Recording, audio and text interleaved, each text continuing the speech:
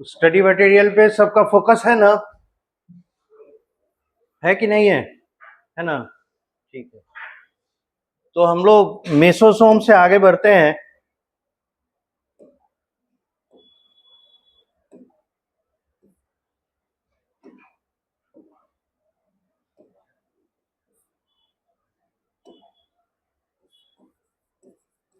Mesosome formed by plasma membrane in bacteria। ठीक है, यहां तक हम लोग जानते हैं। और इसका मेन पर्पस यहाँ पे क्या है, मेसोसोम जो बना के रखे हुए उसका पर्पस क्या है? To increase the surface area of plasma membrane. तो प्लाज्मा मेम्ब्रेन अपने आप को अंदर की तरफ जो फोल्ड करता है इस तरीके से, उसके पीछे एक ही मकसद है कि वो अपना सरफेस एरिया बढ़ा ले, जिसकी वजह से प्लाज्मा मेम्ब्रेन मेडिएटेड जो जो फंक्शंस हैं उस फंक्शन के लिए दायरा बढ़ जाए, जगह बढ़ जाए। जैसे फॉर एग्जांपल मान लेते हैं कि हमारा अगर इतना ही बड़ा हाथ है, इतना ही बड़ा पंजा है, तो एक बार में हम कितना बालू उठा पाएंगे? इतना ही, है ना? और कोई एक बहुत बड़ा विशालकाय आदमी आ जाए, जैसे खली, सब कोई जानते हैं उनके बारे में, कितने बड़े चौड़े लंबे चौड़े शरीर के आदमी हैं, तो उनका पंजा भी बड़ा होगा। अब वो अगर एक बार बालू उठाएंगे और हम बालू उठाएंगे, तो हमारे द्वारा दिया गया बालू और उनके द्वारा दिया गया बालू में अंतर होगा ना। The same thing is happening with the plasma membrane which increased its surface area. ठीक है, तो सरफेस एरिया का महत्व समझ में आया। अब मेसोसोम क्या काम करता है वो मेसोसोम वाले पोर्शन में देखेंगे। Right, now functions of plasma membrane in bacteria। अब यहां पे एक और बात बताएं, देखिए प्लाज्मा मेम्ब्रेन इतना यूनिवर्सल है, यूनिवर्सल कहते हैं मतलब सब जगह पाया जाने वाला, इतना यूनिवर्सल है, इतना यूनिवर्सल है कि आप प्रोकैरियोटिक और यूकैरियोटिक सेल दोनों में देखेंगे, उसका साइटोप्लाज्म को कंटेन करने वाला जो बाउंड्री होगा ना, पहला boundary, it will B plasma membrane. आप यूकैरियोटिक सेल में या मेसोकैरियोटिक सेल जिसके बारे में थोड़ा सा चर्चा किए थे हम लोग, है ना, यूकैरियोटिक सेल या मेसोकैरियोटिक सेल में भी देखेंगे तो साइटोप्लाज्म जिसके अंदर घिरा हुआ है that is plasma membrane. Bacteria में भी साइटोप्लाज्म जिससे घिरा हुआ है प्लाज्मा मेम्ब्रेन। तो इससे पता चलता है कि इट इज सो यूनिवर्सल, ये सब जगह पाया जाएगा और इसका एकमात्र फंक्शन वही है जो बैक्टीरिया में है, वही फंक्शन इनमें भी करता है। हाँ, डिफरेंस कहाँ आएगा? उसके कंपोजिशन के कंपोनेंट्स पे। ठीक है, तो पहले ही देख चुके हैं, एक प्लाज्मा मेम्ब्रेन बना होता है मेजॉरिटी में लिपिड एंड प्रोटीन से, और थोड़ा बहुत सब्स्टिट्यूटेड वे में, है ना, शुगर रहता है, कार्बोहाइड्रेट भी रहता है, यानी तीनों कंपोनेंट मिलके इनको बनाते हैं। अब यूकैरियोट्स में भी देखेंगे सेम वे, पर यूकैरियोटिक सेल में हम लोग को प्लाज्मा मेम्ब्रेन डिटेल में पढ़ना है, इसलिए इसके कंपोजिशन में डेप्थ में नहीं जा रहे, राइट, क्योंकि वहां जब देखेंगे तो ये सारी चीजें वहां पे इंक्लूड हो जाएंगी। ओके, सो जो इसका फंक्शन बैक्टीरिया में similar function is done in the eukaryotic sales by the plasma membrane. पहला फंक्शन है ट्रांसपोर्ट। ट्रांसपोर्ट कहने का मतलब बाहर से साइटोप्लाज्म के अंदर कोई चीज मंगाया गया, इट इज इंपोर्ट, और साइटोप्लाज्म से किसी चीज को बाहर भेजा गया, दिस इज एक्सपोर्ट। पर इंपोर्ट एक्सपोर्ट, जैसे मान लेते हैं इंडिया इज अ कंट्री, ठीक है, हम किसी दूसरे देश से इंडिया में कोई सामान मंगाएंगे, क्या चीज है फिजिकली जिसको क्रॉस कर कर बाहर का चीज इंडिया में आएगा? बॉर्डर। वही यहां से बाहर की ओर जाएगा बॉर्डर क्रॉस करके। सेम वे इस सेल का, बैक्टीरियल सेल का जो बाउंड्री, एक्चुअल बाउंड्री साइटोप्लाज्म के लिए है, दैट इज प्लाज्मा मेम्ब्रेन। तो अगर ये हॉस्टाइल हो जाएगा, अगर ये अलाउ नहीं करेगा, कोई चीज ना अंदर आ सकता है ना बाहर जा सकता है, सोचिए अगर ऐसा हो गया देन सेल विल डाई। सोचिए कैसे? इसलिए कि अगर किसी भी स्थिति में सेल को मटेरियल्स चाहिए, न्यूट्रिएंट्स चाहिए जिंदा रहने के लिए, और प्लाज्मा मेम्ब्रेन हो गया हॉस्टाइल, वो किसी को आने जाने दे नहीं रहा है, तो सेल जिंदा रहने के लिए मटेरियल लाएगा कहां से? नो वे, है ना। तो इसीलिए अगर ये ट्रांसपोर्ट में, इंपोर्ट एक्सपोर्ट में हेल्प नहीं करता है या ये इसका फंक्शन अगर नहीं होता तो सेल का एग्जिस्टेंस नहीं होता.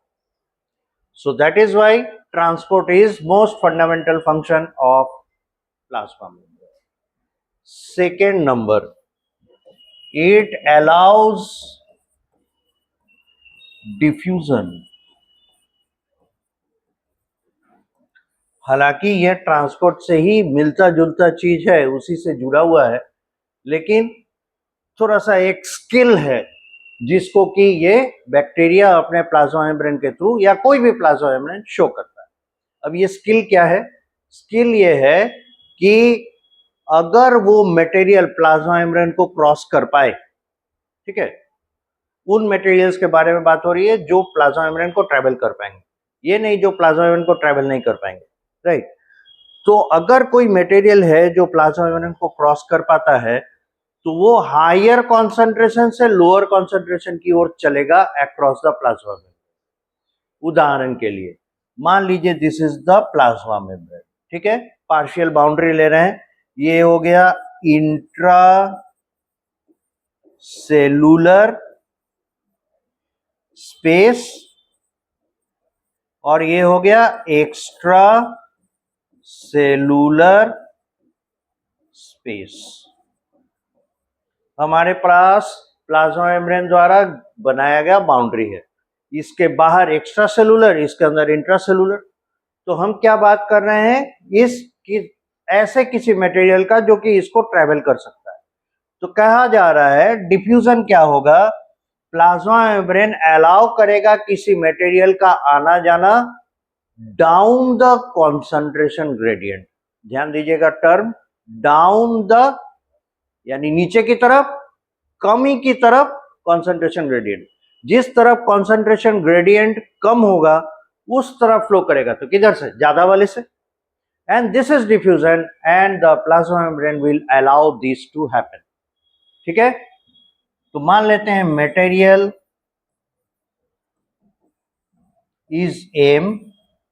अगर इधर हाई कॉन्सेंट्रेशन है तो नेचुरली इधर क्या होगा? Low concentration. तो वो अलाउ करेगा इधर से इधर जाने का. इफ रिवर्स्ड, इफ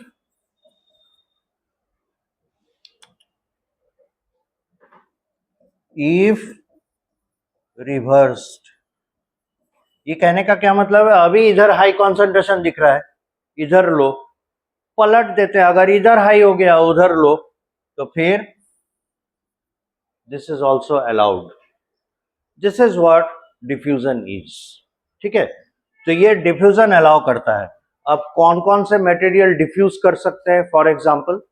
तो देखिए यहां पे एक रूल चलता है और वो रूल है जिसकी लाठी उसकी भैंस. तो आप बोलिएगा ये वाला यहाँ कैसे? तो कहा जा रहा है कि प्लाज्मा मेम्ब्रेन का मेजॉरिटी जिससे बना हुआ है, मतलब इसके कंपोजिशन का मेजॉरिटी हिस्सा जिससे बना है, वो डिसाइड करेगा कि किसको हम अलाउ करेंगे किसको नहीं. अब देखिए आप जब आगे प्लाज्मा मेम्ब्रेन के डिटेल में जाएंगे, मॉडल के बारे में पढ़ेंगे तो आपको पता चलेगा कि इसके मॉडल के बारे में कहा जाता है इट इज क्या कहते हैं, फ्लूइड मोजाइक मॉडल. और इस फ्लूइड मोजाइक मॉडल को डिफाइन कैसे करते हैं कि in the ocean of lipid proteins are present as icebergs. समुंदर की तरह है, महासागर की तरह है लिपिड, यानी महासागर अनंत है, बहुत ज्यादा है, तो लिपिड क्या हो गया? बहुत ज्यादा. और बर्फ की चट्टान की तरह तैर रहे हैं इसमें प्रोटीन. तो पानी में बर्फ का चट्टान, उसका हैसियत क्या है? कमी है. पानी जितना है उसके कंपैरिजन में बर्फ का चट्टान तो बहुत कम है. तो ठीक उसी तरीके से मेजॉरिटी कौन हो गया? लिपिड. और कम मात्रा में हो गए प्रोटीन. तो चलती किसका रहेगा? लिपिड का. तो लिपिड डिसाइड करेगा किसको आना है किसको नहीं आना है. अब देखिए लिपिड का नेचर होता है नॉन पोलर. अब एक नया टर्म आ गया नॉन पोलर. कई चीजें अब आ रही हैं साथ में, है ना. तो हम लोग इससे आगे बढ़ते हैं और क्या कह रहे हैं, द ट्रांसपोर्ट, यहां पे बराबर है diffusion, diffusion across plasma membrane is dependent on lipid because lipid is in majority, ठीक है, लिपिड मेजॉरिटी में है। और एक बात, the nature of lipid is non polar, इसको सीधे शब्दों में कहा जाए तो कहते हैं हाइड्रोफोबिक।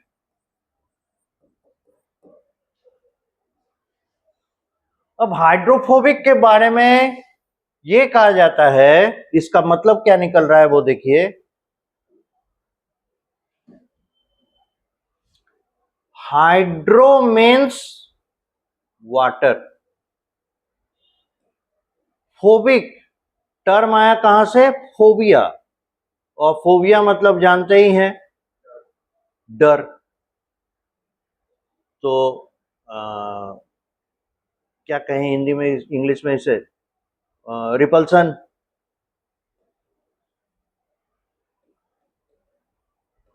या इसको कहते हैं टेरर, या इसको स्केयर कह सकते हैं, एटसेट्रा। तो जिन बातों से आप इसे समझ सकते हैं वो सब बात। तो वाटर से इसको डर है, इट इज अवॉइडिंग वाटर, जिसको वाटर से डर होगा वो पानी को अवॉइड करेगा ना, so it is avoiding water. Now non polar is what, इसके लिए थोड़ा हम लोग केमिस्ट्री का सहारा लेते हैं, ठीक है, और पीरियोडिक टेबल का यहां पे जरूरत पड़ेगा। देखिए, ग्रुप 1 and 2 एलिमेंट्स, और इस तरफ है ग्रुप 6, rather 5, 6 and 7 एलिमेंट्स, ठीक है, ये इधर हो गया वो उधर हो गया। इनका इलेक्ट्रोनेगेटिविटी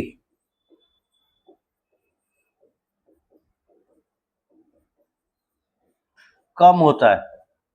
इलेक्ट्रोनेगेटिविटी को EN से अगर इंडिकेट करें तो ग्रुप 1 और ग्रुप 2 एलिमेंट्स के इलेक्ट्रोनेगेटिविटी वैल्यूज कम होते हैं और इनका इलेक्ट्रोनेगेटिविटी वैल्यू अधिक होता है, ठीक है। I am not going for the direct trend, but it is from the property of the periodic table, जो हम लोग 10th लेवल पे पढ़े हैं, इतना तो हम लोग को पता ही है। अब है क्या, इलेक्ट्रोनेगेटिविटी अगर नहीं समझे तो फिर से बताते, देखे होंगे एक तरह का बॉन्ड बनता है, केमिकल बॉन्ड्स के बारे में तो थोड़ा आइडिया है ही। कहता है कि अगर चार्ज डेफिनेटली है आयंस के ऊपर तब तो वो इलेक्ट्रोवैलेंट बॉन्ड बनाएंगे, there is a electrostatic attraction, है ना, काफी स्ट्रॉन्ग बॉन्डिंग होता है इलेक्ट्रोवैलेंट बॉन्ड। अगर इलेक्ट्रोवैलेंट बॉन्ड नहीं बना पाया तो ऑक्टेट पूरा करने के लिए वो शेयर करते हैं, किस चीज का, तो इलेक्ट्रॉन का। तो जब शेयर होगा मतलब हो गया दो लोग मिलकर कोई बिजनेस कर रहे हैं और अपना पैसा लगा रहे हैं, और एटम्स के लिए पैसा हो गया इलेक्ट्रॉन। तो अगर दोनों एटम इलेक्ट्रॉन शेयर करके एक बॉन्ड बना रहे हैं यानी बिजनेस कर रहे हैं, तो होना क्या चाहिए भाई, हमने जितना पैसा लगाया आपने भी उतना पैसा लगाया, दोनों का हिस्सेदारी, दोनों का प्रॉफिट लेवल बराबर बराबर होगा। पर क्या होता है, अधिकतर केस में जो पावरफुल है वो क्या करते हैं, प्रॉफिट पे ज्यादा हिस्सा मांगते हैं, और जो कमजोर है उसको प्रॉफिट पे कम हिस्सा मिलता है। Same thing is happening here. ये जो इलेक्ट्रोनेगेटिविटी है, ये एलिमेंट्स के जो केमिस्ट्री में आप पढ़ेंगे, ऐसे प्रॉपर्टी हैं जो because of the size of the nucleus, उनका influence of the electron depend करता है उनके साइज पे। तो अगर साइज ऑफ द न्यूक्लियस छोटा है ना, या उसमें प्रोटॉन डेंसिटी कंपैरेटिवली कम है साइज के मुकाबले, न्यूक्लियस के साइज के मुकाबले, तो बाहरी इलेक्ट्रॉन पे, आउटर मोस्ट इलेक्ट्रॉन पे ना उनका पकड़ कम होता है। और अगर साइज ऑफ द न्यूक्लियस के मुकाबले प्रोटॉन डेंसिटी ज्यादा है तो क्या होगा, चार्ज भरा पड़ा है, तो प्रोटॉन यानी positive charge beyond the boundary भी इफेक्ट दिखाने लगता है। तो वो क्या करते हैं, उनके आउटर मोस्ट ऑर्बिट के इलेक्ट्रॉन्स पर पकड़ थोड़ा अधिक होती है। और इसी प्रॉपर्टी के कारण क्या होता है, जब शेयरिंग होता है इलेक्ट्रॉन्स का, तो शेयर्ड इलेक्ट्रॉन के ऊपर ऐसे एटम्स का इंफ्लुएंस बढ़ जाता है। तो भाई कैसा इंफ्लुएंस बढ़ेगा, न्यूक्लियस है पॉजिटिव चार्ज, तो नेगेटिव चार्ज को अपनी तरफ खींचेगा ना। इसी वजह से क्या होता है, अगर इन एलिमेंट्स के साथ किसी का बॉन्डिंग होता है तो उस बॉन्डिंग में ये शेयर्ड पेयर इलेक्ट्रॉन को थोड़ा अपने तरफ खिसका लेते हैं। तो फॉर एग्जांपल, इसी को एग्जांपल की तरह देखने के लिए हम लोग वाटर को देखें, H2O। देखिए तो हाइड्रोजन कौन से ग्रुप में, ऐसे कहते हैं कि ये बीच में रखा जाता है, पर फिर भी इसका फर्स्ट ग्रुप में अगर पोजीशन बनता होता तो एक ही इलेक्ट्रॉन है ना, तो फर्स्ट इलेक्ट्रॉन फर्स्ट ग्रुप में ही रखें अगर।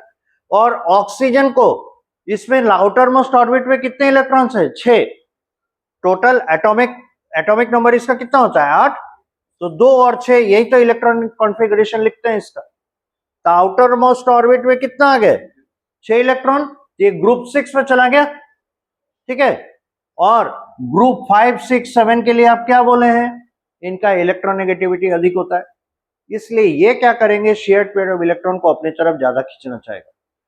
अब अगर ऑक्सीजन और हाइड्रोजन के बीच में बॉन्डिंग देखें तो ये भी तो शेयरिंग से बना और ये भी इलेक्ट्रॉन के शेयरिंग से बना।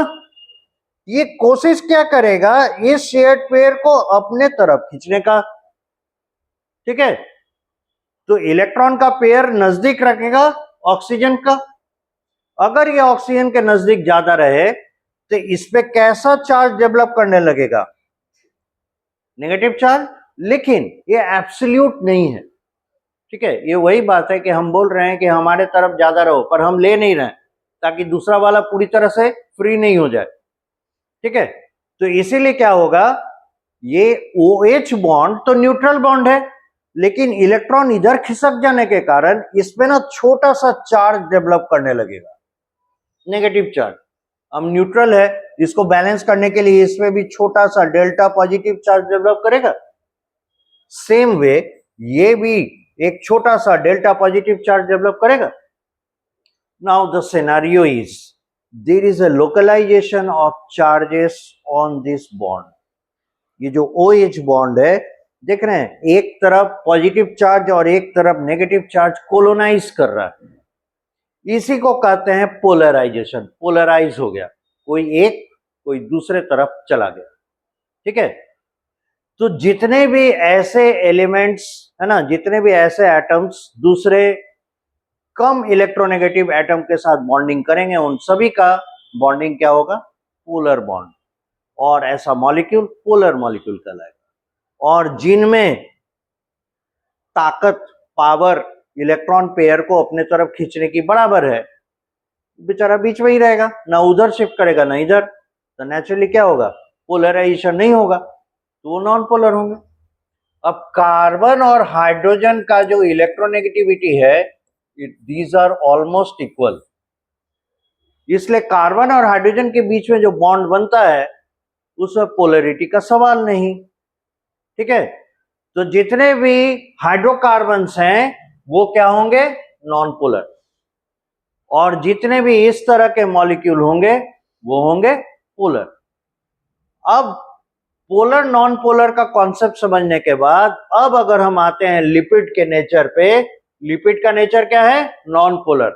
इसका मतलब इसमें अधिकतर बॉन्ड्स कैसे होंगे, कार्बन हाइड्रोजन वाले, है ना, बायोमॉलिक्यूल है भी कार्बन हाइड्रोजन वाले बॉन्ड से, इसलिए इसका नेचर क्या हो गया, नॉन पोलर। तो ये नॉन पोलर मॉलिक्यूल्स को बड़ा पसंद करेगा और उसको आने जाने के लिए इजाजत देगा। लेकिन जैसे ही पोलर मॉलिक्यूल मिले उनके लिए तन के खड़ा हो जाएगा, उनको अलाउ नहीं करेगा डिफ्यूजन के, राइट। तो ये जो डिफ्यूजन को अलाउ कर रहा है, जैसे यहां पिछले वाले स्क्रीन में हम लोग समझे कि डिफ्यूजन क्या है, हायर कॉन्सेंट्रेशन से लोअर कॉन्सेंट्रेशन की और to and fro movement across the plasma membrane, वो किन के लिए पॉसिबल है? फॉर नॉन पोलर्स, ठीक है। ये डिफ्यूजन अलाउ करता है फॉर द नॉन पोलर्स। बात समझ में आ गई? फॉर द नॉन पोलर्स, ठीक है। अब इसी चीज को समझने के लिए इतना हम लोग को देखना पड़ा, पोलर नॉन पोलर का कॉन्सेप्ट क्या होगा, राइट। तो ये चीज केमिस्ट्री में भी आपको हेल्प करेगा पोलरिटी नॉन पोलरिटी जज करने में। अब तो ये एक फंक्शन इसका पूरा हुआ ट्रांसपोर्ट, दूसरा फंक्शन इसका पूरा हुआ डिफ्यूजन अलाउ करता है। अब तीसरे फंक्शन की ओर चले, ठीक है, ये नोट करना है। अच्छा, आप लोग को तो चला ही जाएगा, देख लीजिएगा। तीसरा नंबर फंक्शन है, it allows osmosis and facilitated diffusion. It allows osmosis and facilitated diffusion. अब ये दो टर्म हैं, दोनों बड़े इंपॉर्टेंट हैं, पहले इसको नोट कीजिए। अभी अभी हम लोग समझे कि प्लाज्मा मेम्ब्रेन चाहे बैक्टीरिया का हो चाहे किसी का भी हो, ये लाइक करता है कि इनको नॉन पोलर्स को। What about the polars, what about the ions? क्योंकि जीने के लिए, किसी सेल को लिविंग रहने के लिए उसको वाटर का तो सबसे ज्यादा जरूरत रहता है, और water is a polar molecule. और हम लोग ये भी देखते हैं कि सेल के अंदर 70 से 80% तो वाटर है, और ये वाटर का विरोध कर रहा है। Then if the plasma membrane is not allowing water to enter or exit, how the cell has acquired water? जब आना जाना अलाउड नहीं है तो पानी लिया कैसे? ये तो मिस्ट्री हो गया। तो कहता है उसके लिए ये जो प्रोसेस अप्लाई करता है वो है ऑस्मोसिस, ठीक है। ऑस्मोसिस को समझने के पहले हम लोग को देखना होगा फैसिलिटेटेड डिफ्यूजन। अब ये टर्म है, इसको 3 का ए बना दीजिए, फैसिलिटेटेड डिफ्यूजन।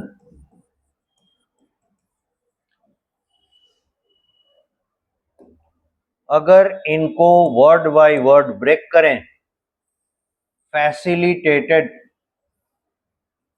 मतलब फैसिलिटी इज गिवन, किसके लिए? For diffusion. Facility is given for diffusion, इसका यही मतलब हो।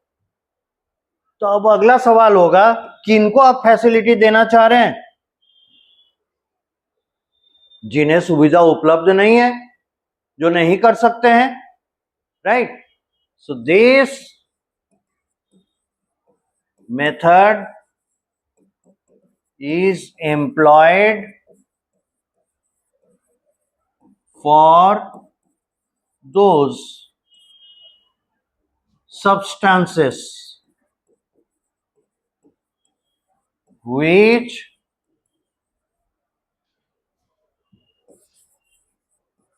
cannot cross plasma membrane either due to polar nature or due to ionic nature, ठीक है। तो ऐसे मटेरियल्स, ऐसे सब्सटेंसेस जिनका सेल को जरूरत है, लेकिन सेल का जो प्लाज्मा मेम्ब्रेन बोलकर बाउंड्री है, वो बाउंड्री इन मॉलिक्यूल्स को, इन मटेरियल्स को लाइक नहीं करता, इसलिए they are not allowed to cross over.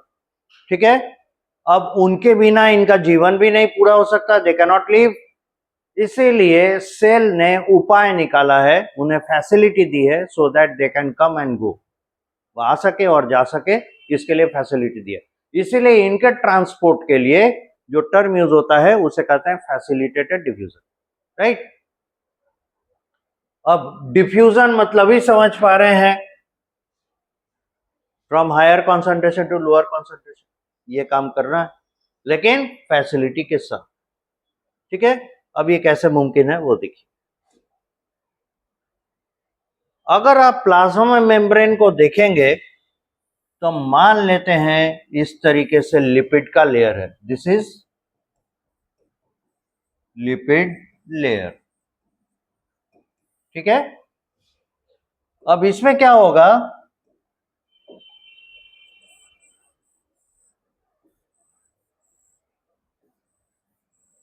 आपको पता ही है, अभी अभी हम बोले हैं, इसका जो मॉडल बताया गया वो है क्या, it is like a ocean of lipid and proteins are hanging in, floating in like an iceberg. ठीक है, तो ये प्रोटीन्स हैं और इस प्रोटीन की खासियत देखे, ये ट्रांस मेम्ब्रेन है, इस पार उस पार चले गए हैं, है ना, प्लाज्मा मेम्ब्रेन को पूरा आर पार ट्रेवल कर रहा है। तो अगर इसमें होल बनाया जाए, टनल बनाया जाए, अगर ये टनल लाइक रहे तो आप समझ पा रहे हैं, ये एक छेद बना रहा है, एक सुरंग बना रहा है जिसके आर पार चीजें आ जा सकती है। And this proteins are called transmembrane proteins, और ये हैं एक्टिंग एज चैनल प्रोटीन्स। ठीक है, चैनल समझ रहे हैं ना, चैनल आने जाने का रास्ता, उस तरह का चैनल बनाकर ये प्रोटीन बैठे हुए हैं। Now the thing is that जितने प्रकार के मॉलिक्यूल्स आप किसी सेल में पोलर और आयोनिक इमेजिन कर सकते हैं, है ना, जो उसमें रहेंगे सेल के जिंदा रहने के लिए, उन सभी प्रकार के आयंस एंड पोलर मॉलिक्यूल्स के लिए स्पेसिफिक अलग अलग ऐसे प्रोटीन्स होंगे। फॉर एग्जाम्पल अगर हम गिनाते हैं, sodium, potassium, magnesium, calcium, zinc, 5 गिना दिए, तो ऐसा मत समझिए कि एक ही दे दिया अब पांचों इससे आना जाना करेगा, never. They have separate such channels through which they will come and go. हाँ, ये मैटर करेगा, वो कुछ कम मात्रा में होंगे, जिनका जरूरत ज्यादा है उसके लिए नंबर उनका अधिक होगा। जैसे वाटर सबसे ज्यादा जरूरी है तो वाटर पोलर हो गया, तो वाटर चैनल सबसे ज्यादा होंगे। दूसरे आयन जैसे सोडियम आयन है, पोटेशियम आयन है, इनकी मात्रा, इनकी आवश्यकता जल के मुकाबले कम है, so their channel should be lesser in number than the water channel. समझ गए? इस तरीके से पॉइंट टू पॉइंट हर एक पोलर और आयनिक मटेरियल्स के लिए प्लाज्मा मेम्ब्रेन ने अलग अलग चैनल्स बना रखे हैं, और इन्हीं चैनल के द्वारा जो आना जाना इन मटेरियल्स का होता है, इसी को कहा जाता है फैसिलिटेटेड डिफ्यूजन। अब बात समझ में आई? आप जब 9th में पढ़ते थे, प्लाज्मा मेम्ब्रेन में 2-3 तरह के प्रोटीन होते हैं, ट्रांस मेम्ब्रेन प्रोटीन, है ना, extrinsic protein, intrinsic protein. Intrinsic protein का एक टाइप है ट्रांस मेम्ब्रेन प्रोटीन, वो चैनल की तरह काम करता है, ट्रांसपोर्ट में हेल्प करता है, बस लिख के छोड़ दिया जाता है। एक्सप्लेनेशन इज दिस, क्योंकि 9th स्टैंडर्ड में आप पीरियोडिक टेबल पढ़े नहीं है, तो पोलर नॉन पोलर का कॉन्सेप्ट बहुत क्लियर नहीं होता। 10th में इसको इंट्रोड्यूस किया गया है, तो 11th में आप केमिस्ट्री में और ज्यादा क्लैरिटी पाएंगे, पर हम लोग अपने काम भर इस बात को यहाँ बता चुके हैं, इससे आपका बहुत सारा काम निकल जाएगा, राइट। तो फैसिलिटेटेड डिफ्यूजन ये कैसे अलाउ कर रहा है, समझ में आ गया? हर एक मॉलिक्यूल जो सेल के लिए आवश्यक है, those are necessary but are polar और आयोनिक, जो पोलर है और आयोनिक के लिए, उनके लिए तो लिपिड लेयर एक बाधा है, बैरियर है, तो उस बैरियर को अगर बनाए रखेंगे तो ये मॉलिक्यूल बाहर अंदर आ नहीं पाएंगे, तो सेल तो मर जाएगा। तो for the sake of life of cell they have been given separate passage, उनके लिए अलग रास्ता बनाया गया है, चैनल बनाया गया है, और इन चैनल्स का निर्माण प्रोटीन के मदद से हुआ है, इसीलिए इन्हें चैनल प्रोटीन कहा जाता है। और इनके मदद से इनका जो आना जाना होता है, इसी को फैसिलिटेटेड डिफ्यूजन कहते हैं, and the plasma membrane is doing that. Again this is universally for bacteria, for the eukaryotic cells and the mesokaryotic cells, there is no exception. हाँ, डिपेंड करेगा किसको कितना चाहिए, उस हिसाब से उनके नंबर उन पर पाए जाते हैं। ठीक है, ये हुआ फैसिलिटेटेड डिवीजन। अब एक टर्म हम यूज किए वो है ऑस्मोसिस। What is that? आगे बढ़ सकते हैं इससे? ये बात समझ में आ गई सभी को, है ना? अब देखिए ऑस्मोसिस, तो जरा डेफिनेशन लिखें, फिर ये बात हम लोग को और क्लियर होगा। It is movement of water from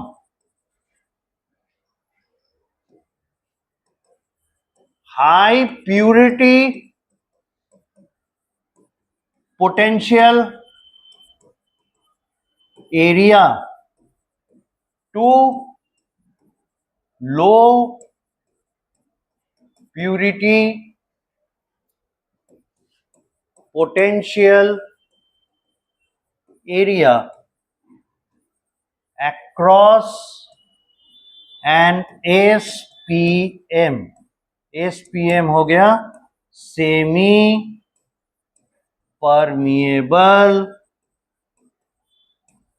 membrane, semi permeable membrane. अब सेमी परमिएबल मेम्ब्रेन कहां से आ गया, है ना? ये क्या टर्म है? ब्रैकेट में डाल दीजिए, as for example plasma membrane. अब थोड़ी थोड़ी बात समझ में आएगी। प्लाज्मा मेम्ब्रेन का नेचर सेमी परमिएबल है। क्यों? क्योंकि इसका जो बाइलेयर है, मतलब लिपिड का जो लेयर है, लिपिड अलाउ करता है बड़े आसानी से किनको? नॉन पोलर्स को।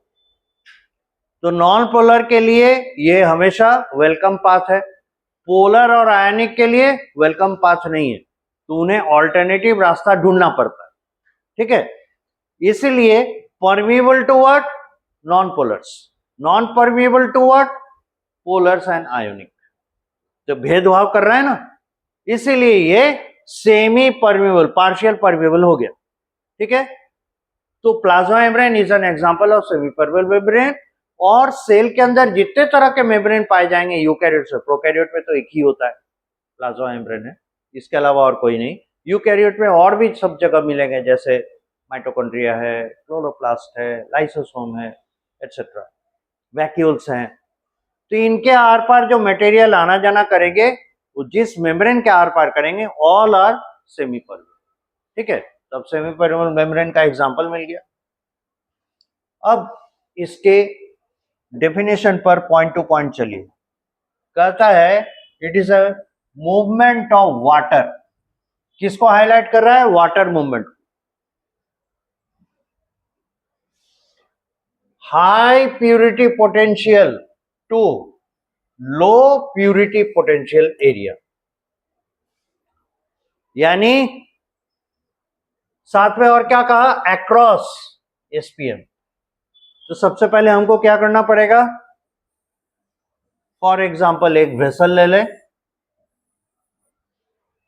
ठीक है, एक वेसल ले लेते हैं। वेसल में ना एक काम करते हैं हम लोग, कंपार्टमेंट बना देते हैं।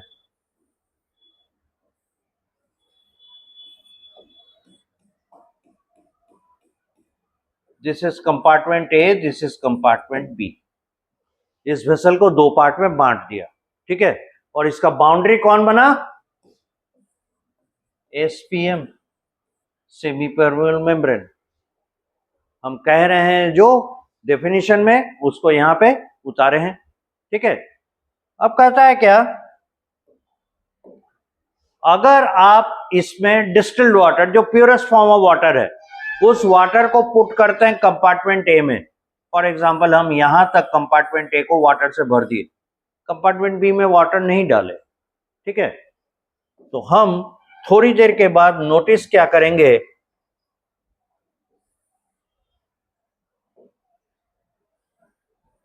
सेम चीज, सेम वेसल,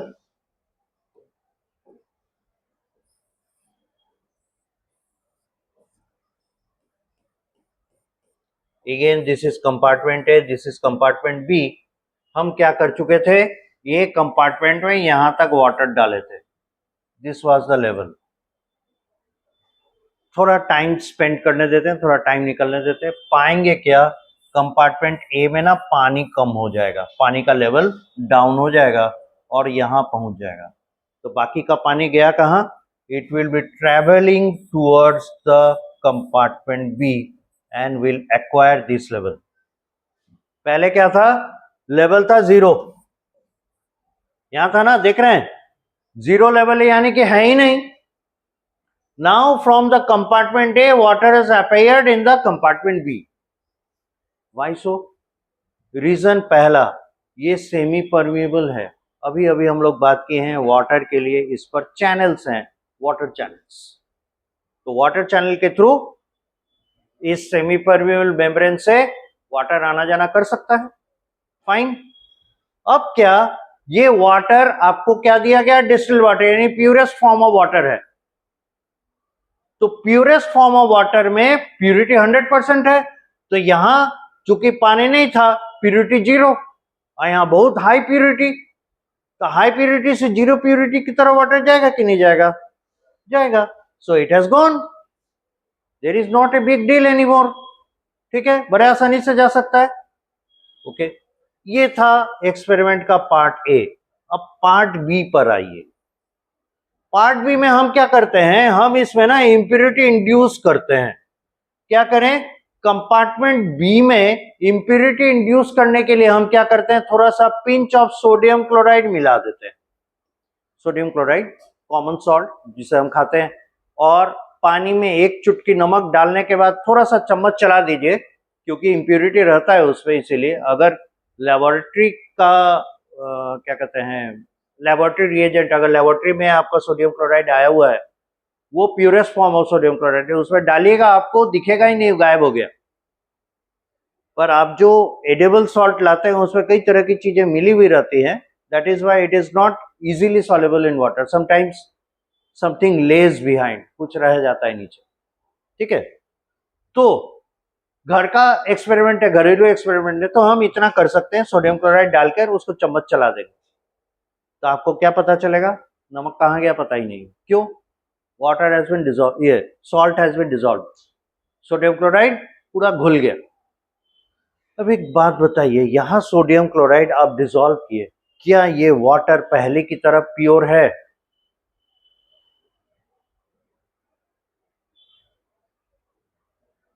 नहीं प्योर है। सब कोई सहमत है, सोडियम क्लोराइड ऐड करने के वजह से इसका प्योरिटी घट गया। क्या कोई बताएंगे क्यों?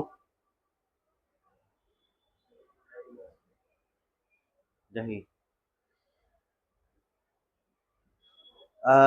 मटेरियल एंड मिक्सचर, इस बारे में आइडिया है? मिक्सचर किसे कहते हैं? when more than one type of material are combinedly present at anywhere, it is a mixture. Beautiful example is air.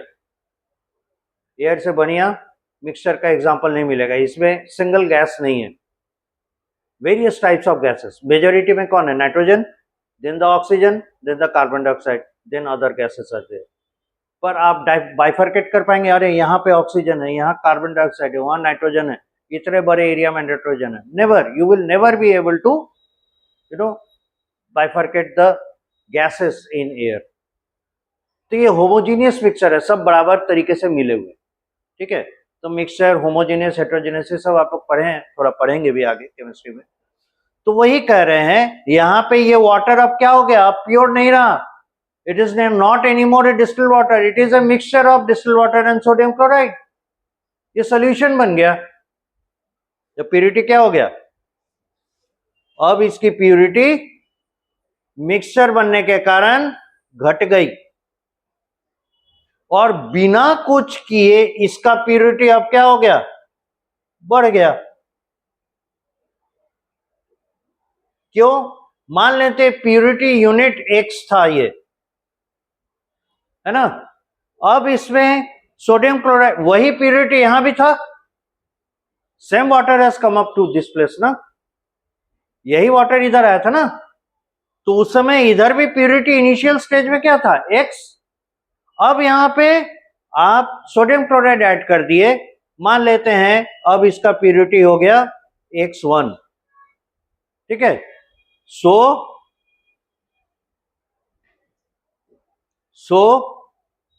x1 is lesser than x, क्योंकि ये मिक्सचर बन गया। तो ऐसी स्थिति में आप एक प्यूरिटी ग्रेडियंट बनाएं। ग्रेडियंट मतलब एक तरफ ज्यादा एक तरफ कम, इस तरह का हम अगर सिचुएशन क्रिएट करते हैं इसको ग्रेडियंट बोलते हैं। प्यूरिटी ग्रेडियंट बन गया, this is high purity region, this is low purity reason.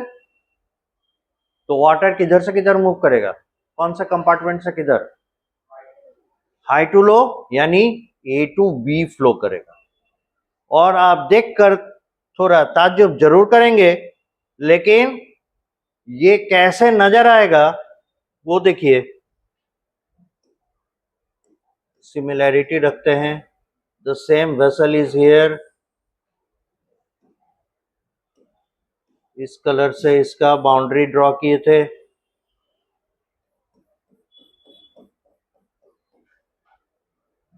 Water के लिए इनिशियली मतलब पोजीशन बी में क्या था, ये था दोनों का वाटर लेवल। अब क्या हुआ, ए से बी की तरह वाटर का मूवमेंट हुआ। अब वाटर का लेवल कंपार्टमेंट बी, हाँ ये कंपार्टमेंट बी है, ये कंपार्टमेंट ए है, वाटर का लेवल बी में बढ़ गया। तो ए का क्या होगा, वाटर का लेवल ए में घट जाए, बिकॉज ये हाई प्यूरिटी है, ये लो प्यूरिटी है। ये हाई प्यूरिटी एरिया है, लो प्यूरिटी एरिया है। इसीलिए हाई प्यूरिटी से लो प्यूरिटी की ओर पानी चला आया और यहां पे वाटर लेवल बढ़ गया, यहां वाटर लेवल घट गया। समझ गए? This is diffusion process, diffusion. और यही प्लाज्मा मेम्ब्रेन शो करता है। और ये डिफ्यूजन इतना बढ़िया मैनिपुलेशन है फिजिकल साइंस का या फिजिक्स का, जिसके वजह से प्लांट रूट्स अपने अंदर वाटर इंटेक कर लेते हैं।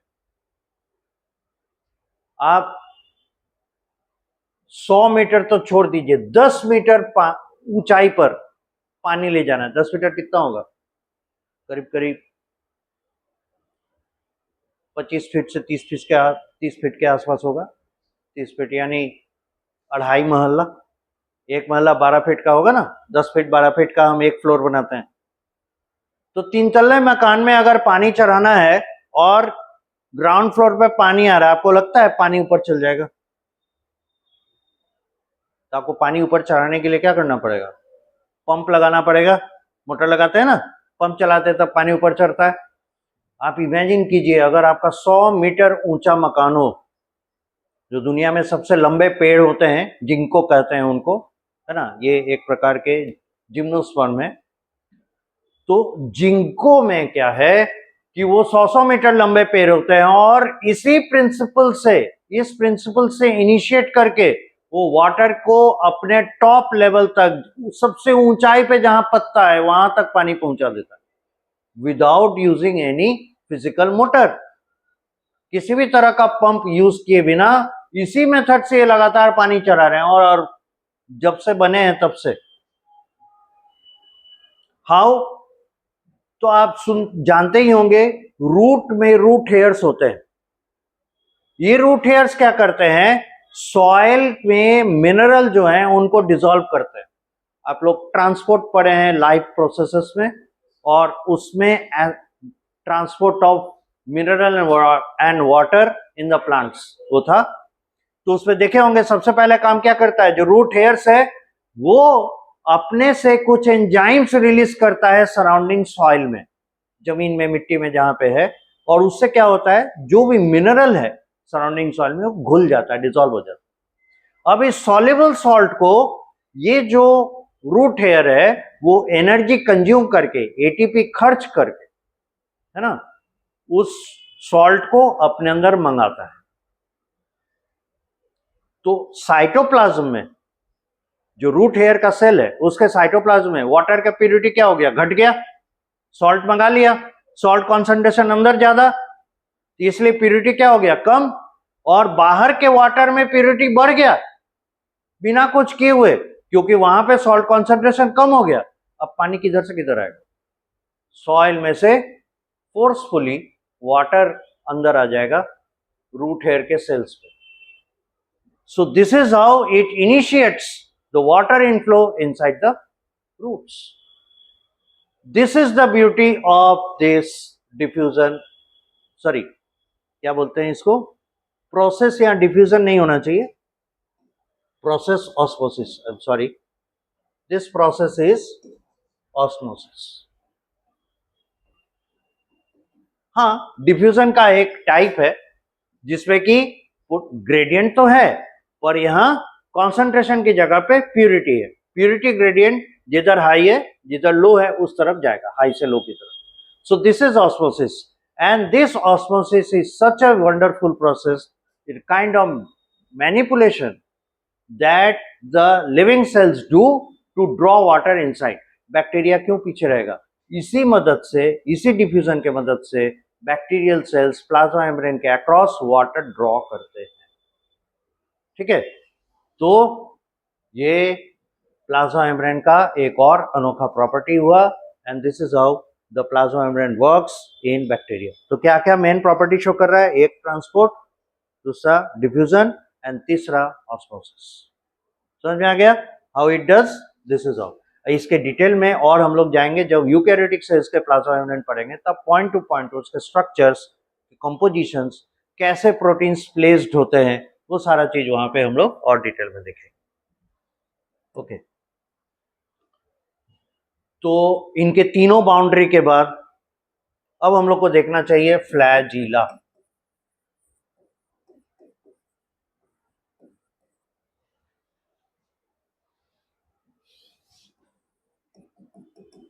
It is a thread like projection in the bacteria through the cell wall, cell wall से होते हुए बाहर की ओर लटका हुआ रहता है। ठीक है, धागे जैसी संरचना। It is made of a special protein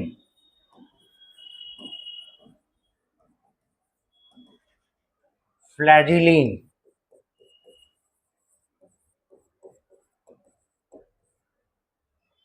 bacteria का जो ये फ्लैजिला है वो जिस प्रोटीन का बना है, इसका मतलब हो गया ये प्रोटीनस है। ठीक है, और ये जिस प्रोटीन का बना है वो है फ्लैजिलीन प्रोटीन। इसके स्ट्रक्चर का कंपैरिजन हम लोग करेंगे जब यूकैरियोटिक फ्लैजिला एंड सिलिया पढ़ेंगे, वहां पर दिखाई देगा कि प्रोकैरियोट में कैसा रहता है, बैक्टीरिया में कैसा होगा, और यूकैरियोटिक सेल्स में फ्लैजिला अगर पाया जाएगा तो कैसा होगा। फिलहाल हम लोग इतना लिखकर चलते हैं कि ये बने हुए होते हैं फ्लैजिलीन प्रोटीन के। और एक चीज बता दें इसका खास बात, the filament is the part observed, OBACRVD, observed as a thread in its flagella. Yeats कहने का मतलब बैक्टीरिया। तो बैक्टीरिया के फ्लैजिला में जो धागे जैसी संरचना, थ्रेड लाइक पार्ट दिख रहा है, वो दरअसल क्या है? फिलामेंट। ठीक है, उसको फिलामेंट कहते हैं। और सेल वॉल में जहां वो धंसा हुआ है,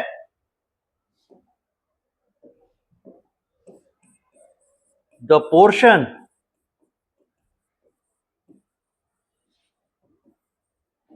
which is anchored in the cell wall is basal body। इसके सेल वॉल में जो धंसा हुआ हिस्सा है, जो एंकर्ड है, फंसा हुआ है, that is called basal body.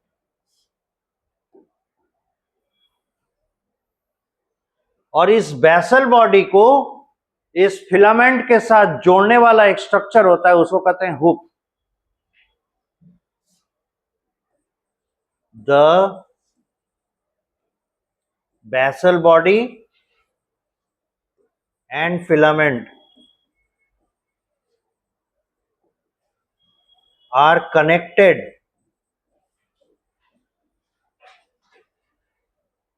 by a hook।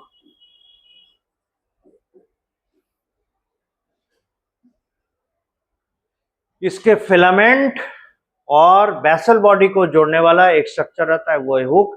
And this is the complete picture of the flagella. ठीक है, और ये किसका? Bacteria flagella.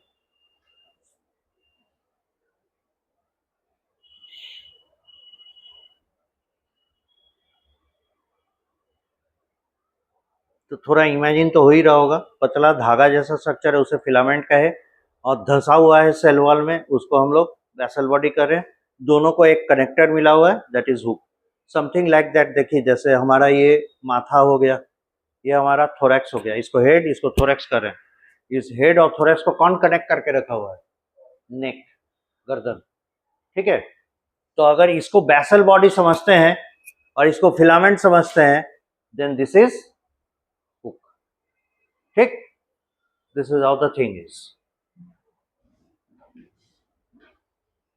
आगे बढ़े, डन। इंपॉर्टेंट समझना है, करता क्या है ये function.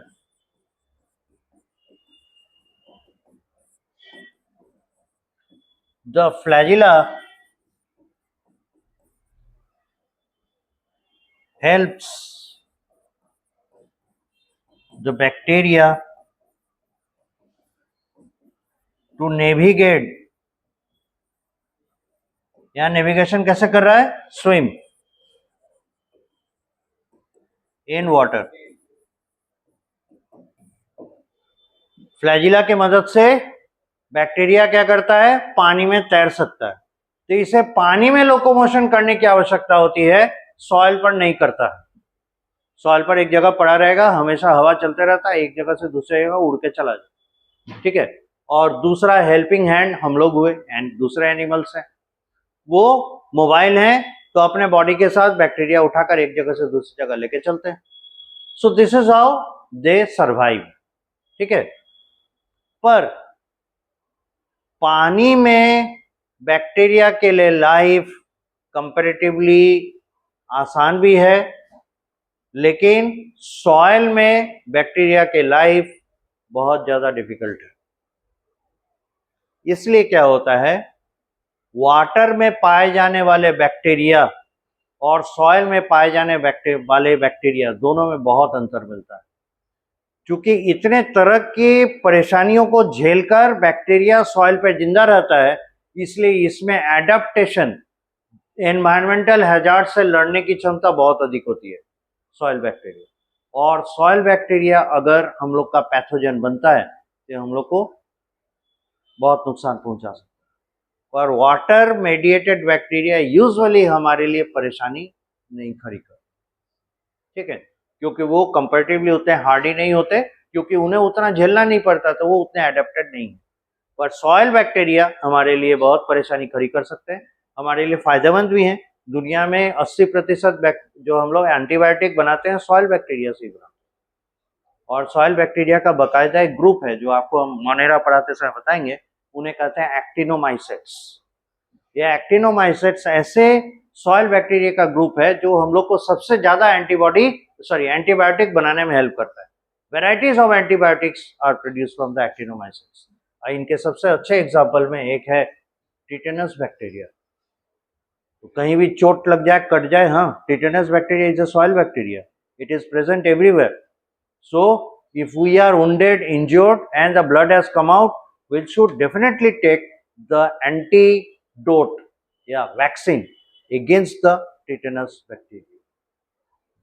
It's so dangerous. Anyway, so flagella water में इस बैक्टीरिया को मोबाइल रखता है, इसको एक जगह से दूसरी जगह नेविगेट करने में या तैरने में हेल्प करता है। This is about the function of flagella. अब इसके बाद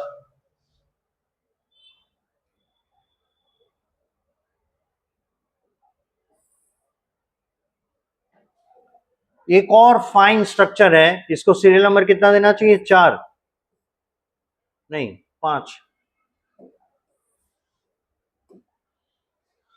पहले देखे ग्लाइकोकैलिक्स, फिर देखे सेल वॉल 2, तीसरा हो गया प्लाज्मा मेम्ब्रेन, चौथा हो गया फ्लैजिला, इसको नंबर 5 कर दीजिए fimbriae.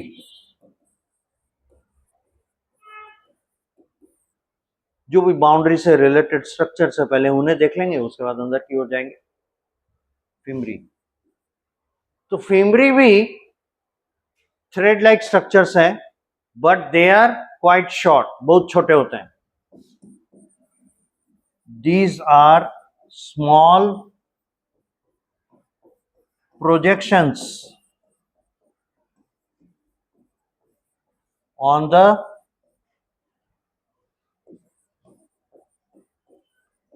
surface of bacteria and are large in number.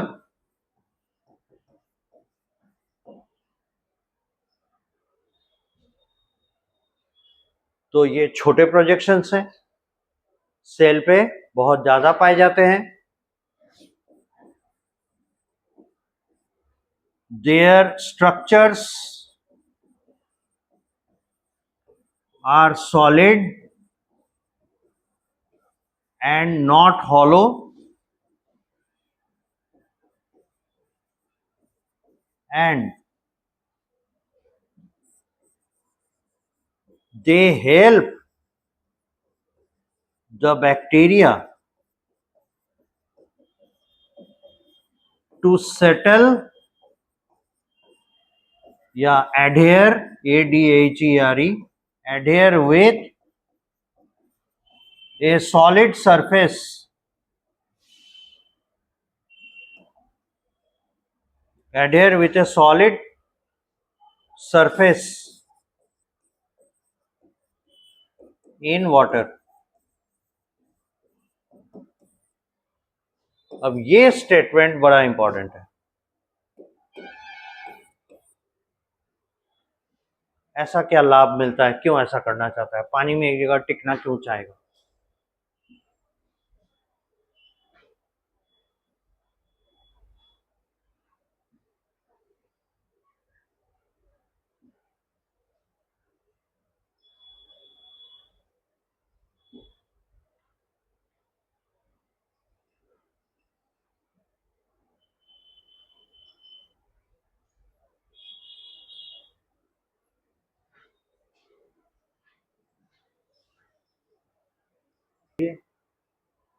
अब देखिए यहां पे फिम्ब्री के बारे में किन चीजों पे गौर करना है। पहला, ये स्मॉल प्रोजेक्शंस है। दूसरा, लार्ज इन नंबर होते हैं। तीसरा, सॉलिड स्ट्रक्चर है और हॉलो नहीं होते। और इसका काम, help the bacteria to settle और adhere with the solid surface in water. तो सॉलिड सरफेस पे एडहेयर करने के लिए इसका मल्टीपल प्रोजेक्शन होना बनता है। बहुत सारा होना जरूरी होगा। और दूसरी चीज, ये सॉलिड होंगे, ये भी एक्सप्लेन्ड है क्यों सॉलिड है, हॉलो क्यों नहीं है। हॉलो स्ट्रक्चर के साथ सपोर्ट लेना आसान नहीं है, इसलिए सॉलिड स्ट्रक्चर के साथ सपोर्ट लेना आसान है, इसलिए ऐसे बने। Now the thing is, why to adhere with any solid surface in water. देखिए, हमेशा पानी फ्लो करता ही है। अगर आप पॉन्ड या लेक को देखते हैं, पोखरा या तालाब, उसमें वाटर फ्लो होता है। कैसे? हवा के कारण उसमें रिपल्स क्रिएट होते हैं, तो पानी बहेगा ही, भले वहीं पर रह जाए पर ऊपर नीचे तो होगा। तो इस रिपल के कारण जहां पे बेचारा बैक्टीरिया बैठा हुआ है, उसको पानी कभी ऊपर ले जाए कभी नीचे ले जाएगा, राइट। दूसरी चीज है, पानी में रहने वाले जानवर जब तैरेंगे, अगल बगल के पानी को हिलाएंगे डुलाएंगे कि नहीं? वो भी बैक्टीरिया को एक जगह से दूसरी जगह खींच के ले जाएगा पानी के फोर्स के साथ। अब बैक्टीरिया का न्यूट्रिशन, इस प्रोसेस को समझिए, न्यूट्रिशन लेता कैसे? ये एब्जॉर्ब करता है, राइट। ठीक उसी तरीके से जैसे प्लांट के root hairs mineral water absorb करते हैं, ये भी वैसा ही करता है, क्योंकि प्लांट की तरह इसके पास भी हाथ पांव नहीं होते। तो नेचुरली अगर किसी चीज को एब्जॉर्ब करना है तो वहां पे टिके रहना होगा ना। प्लांट कहां मूव करते हैं भाई एक जगह से दूसरी जगह, वो वहीं के वहीं है। तो बैक्टीरिया भी अगर एब्जॉर्प्शन करना चाहेगा, उसको भी वहां टिकना होगा। अगर वो एक जगह स्थिर नहीं होगा तो न्यूट्रिशन एब्जॉर्ब कैसे करेगा? जैसे एब्जॉर्ब करने गया, वाटर ने उसे डिस्प्लेस कर दिया। So for avoiding that kind of situation, it has to adhere, and that is why the fimbriae are present to help it out. इसीलिए फिमरी का इस पे होना जरूरी होता है। बात समझ गए? Why it is there? अब इसके बाद एक और स्ट्रक्चर है इसी तरह का, वो है पिल्ली। और डायग्राम जब हम लोग बनाए थे तो वहां देखे होंगे, पिल्ली के बारे में बोले हैं, these are similar kind of projections like that of the fimbriae, but these are hollow. तो जब भी हॉलो स्ट्रक्चर की बात होगी, आप समझ जाइएगा कुछ ना कुछ आदान प्रदान, आना जाना उसके थ्रू करेगा। तो पिल्ली, these are like the fimbriae, BRAE, fimbriae are many in number but confined, FINED, confined to a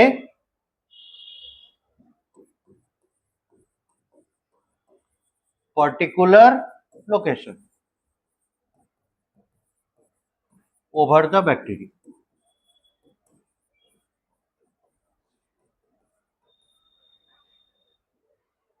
पिल्ली क्या हो गए? फिब्री की तरह ही संरचना है, लेकिन बैक्टीरिया के सेल पर किसी एक खास जगह पे कॉन्सेंट्रेटेड दिखेंगे। ठीक है। दूसरी चीज, these are hollow structures.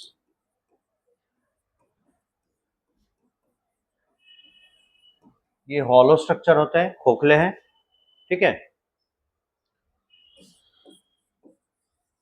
They help the bacteria. अच्छा, इससे पहले की ये बात बोले, एक और चीज बता दें, नॉट ऑल बैक्टीरिया हैव पिल्ली। सभी बैक्टीरिया पर पिल्ली नहीं पाए जाते, right. Those which have are called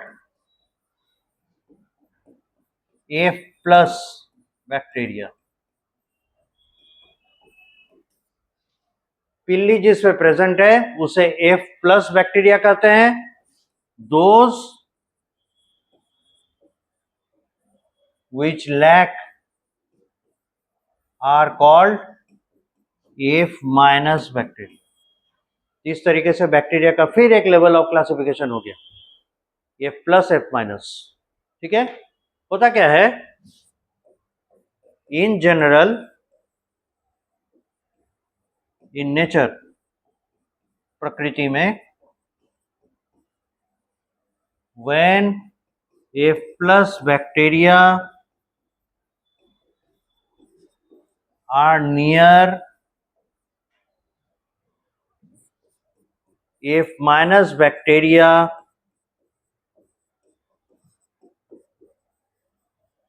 they attach by पिल्ली। अब यहां पे एक चीज समझिए, पिल्ली से कौन किसको जोड़ेगा, F माइनस वाला F प्लस को कि F प्लस वाला F माइनस को?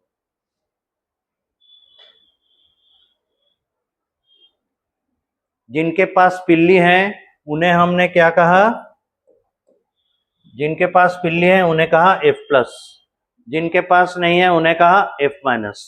और ये कहा रहा है, यहां पे कहा जा रहा है पिल्ली के द्वारा दोनों जुड़ते हैं, तो कौन किससे जुड़ेगा, F प्लस वाला F माइनस से जुड़ेगा।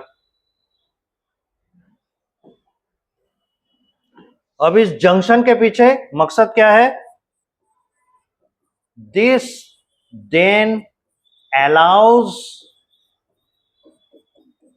F plus bacteria to transfer a part of DNA to the F minus bacteria, which becomes its part of genome।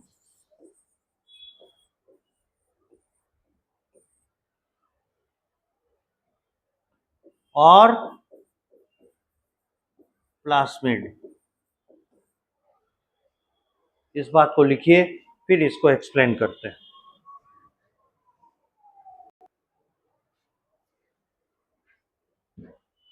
मान लेते हैं एक बैक्टीरिया, यहां देखिए एग्जांपल में, मान लेते हैं एक बैक्टीरिया है, ये है F प्लस, है ना, इसके पास पिल्ली है, और ये है बैक्टीरिया F माइनस, इसके पास F माइनस, इसके पास पिल्ली नहीं है। ठीक है, अब फिर इमेजिन कीजिए कि ये this is sensitive to an antibiotic,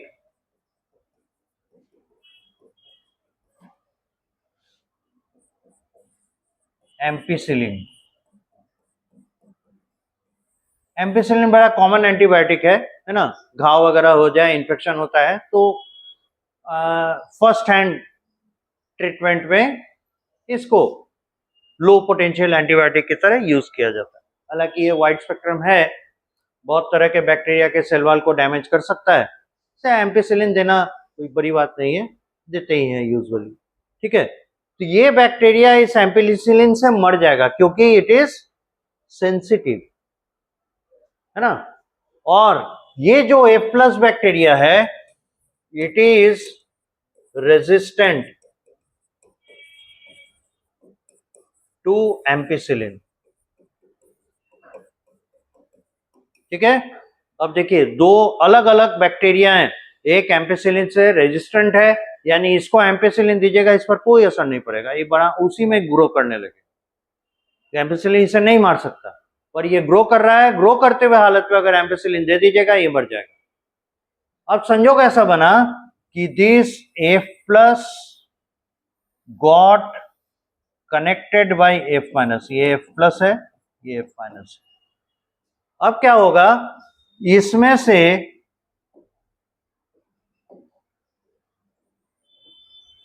ampicillin plus मतलब हो गया एम्पिसिलिन रेजिस्टेंस, ये वाला जीन इसमें आ जाएगा, ठीक है।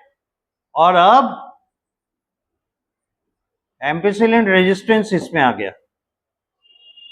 थोड़ी देर के बाद ये bacteria by any kind of stress physically separate हो गया। दिस इज F-, लेकिन F- होने के साथ साथ now this is ampicillin resistant.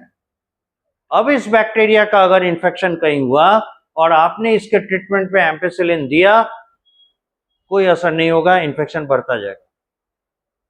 और यही कारण है कि आज हम एक नया एंटीबायोटिक आविष्कार करते हैं। शुरू में देखते हैं कि इसका बड़ा अच्छा असर आ रहा है, हर बैक्टीरिया इससे मर रहा है। थोड़ी दिन के बाद देखते हैं क्या, अब ये एंटीबायोटिक काम नहीं कर रहा। रीजन, कोई तो होगा, कोई तो एक बैक्टीरिया होगा जिसने इस एंटीबायोटिक को प्रोड्यूस किया है, फॉर एग्जाम्पल, ठीक है। तो वो अगर इस एंटीबायोटिक के कांटेक्ट में आएगा और इसने इन्फेक्शन फैलाया, वो तो मरेगा नहीं। और संजोग से अगर वो F+ हुआ तो उसके कांटेक्ट में जितने भी F- सेंसिटिव बैक्टीरिया आएंगे इस एंटीबायोटिक से, उन सबों में इस तरीके से जीन ट्रांसफर होगा, डीएनए ट्रांसफर होगा, और जितने F- वाले बैक्टीरिया हैं इनके कांटेक्ट में आए सब इनसे रजिस्टर्ड हो जाएंगे इस एंटीबायोटिक से। अब आपके लिए फिर नई परेशानी होगी, फिर से एंटीबायोटिक खोजना पड़ेगा। सो मेडिकल हिस्ट्री में या माइक्रोबायोलॉजी, मेडिकल माइक्रोबायोलॉजी में कहा जाता है there is a constant war between human and the microorganisms, and this war is antibiotic war। जो हम लगातार एंटीबायोटिक खोजे जा रहे हैं और वो रेजिस्टेंट होते जा रहे हैं, तो बैक्टीरिया और ह्यूमन के बीच में एक लड़ाई चल रही है, that is antibiotic war. This is it. और इसका आधार कौन है? पिल्ली, ठीक है।